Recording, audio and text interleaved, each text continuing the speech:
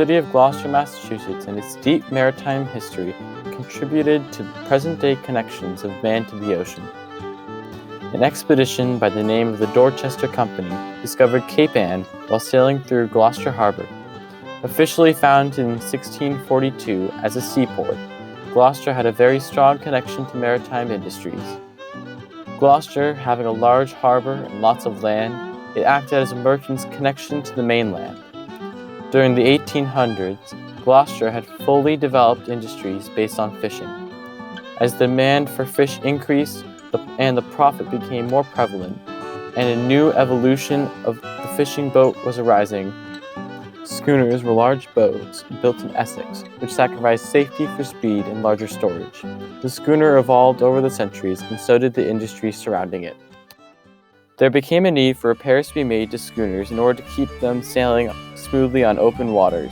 Boat owners usually waited for the low tide to apply water-sealing paint coating the hull, as well as to load on supplies and fix any broken or old parts of the boat. By the 1800s, there were nearly 400 vessels fishing out of Gloucester Harbor. However, it wasn't until the late 1830s that one family saw a business opportunity from repairing existing boats. Parker and Elias Burnham, also known as the Burnham brothers, started a boat-building yard on the Gloucester Harbor in 1837, but then saw a different means of income. They decided that it would be most profitable to create a way for ship owners to safely repair their existing vessels. The brothers hired Crandall Dock Company to both design and build the steam-powered marine railway at their boatyard on Gloucester Harbor. In 1849, construction began, and a few years later, the Burnham Brothers Marine Railway was acquiring customers.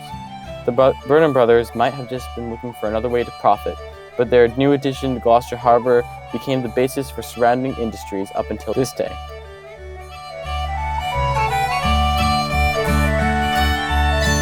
The Burnham Brothers Marine Railway was built on Harbor Loop in Gloucester off of Duncan's Point. In 1855, another set of businessmen sought to profit on Rocky Neck across the harbor. The Burnham's Railway was the first in Essex County, and it opened up a whole new chapter in the maritime era.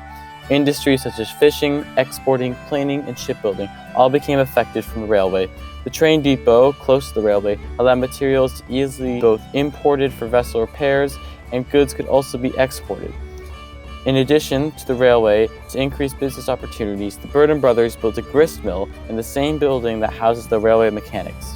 The railway itself was significant in the development of fishing and boat-based industries, as well as the people working there every day. Since its creation, many people spent long days working at the Marine Railway, whom were John Sutherland, Harry CUSICK, and Douglas Parsons.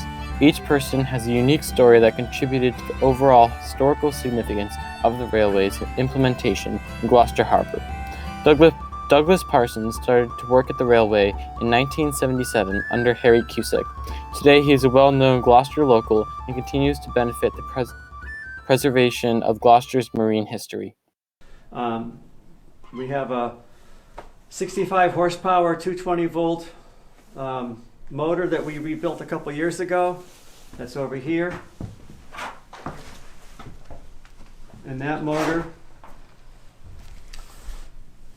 runs at about 850 RPMs. And by gear reduction, when that motor's spinning at 850, because of the big gear, small gear, big gear, small gear reduction, by the time it comes to here where this big tooth sprocket pulls the chain up and down, we're running at about 5 revolutions per minute. So really slow. Really slow. When the railway is actually operating, if you're on the boat being hauled, you almost can't tell you're moving. It moves so slowly. The motor will lift the brake and the chain will move like an inch. So if you want to look here at the gear, when I pull this lever,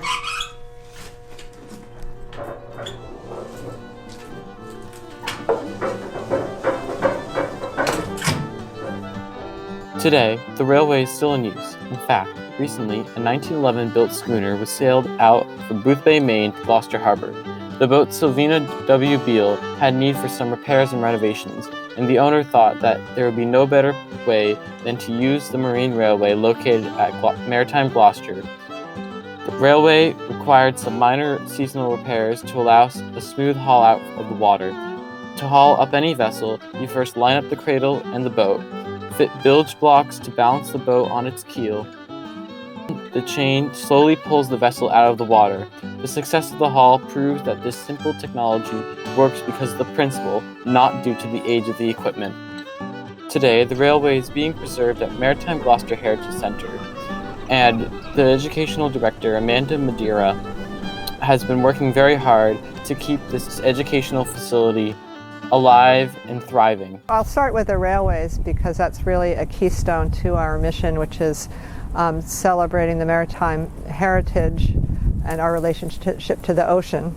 So our mission really is to educate and inspire people for heritage, and we have a lot of students that come through here with the public schools and other school groups. We have general public programs that go on here to get people access to the water, gig rowers, a number of different boats, some galleries upstairs, talk about heritage and the science behind it, and we also have local animals in a touch tank aquarium that we keep year round. Well, I think that we always want to make sure that this is preserved and conserved as a working waterfront. So having maritime projects, whether it's boat building or research going on here, that's what we want it to be. Maritime Gloucester is dedicated to the overall preservation of man's connection with the ocean and the old trades that surround it. In the 1800s, the railway was pivotal to maritime history. Today, the railway is used to educate new generations on the old trades that allow our human species to retain its love and connection with the vast open waters of our ocean.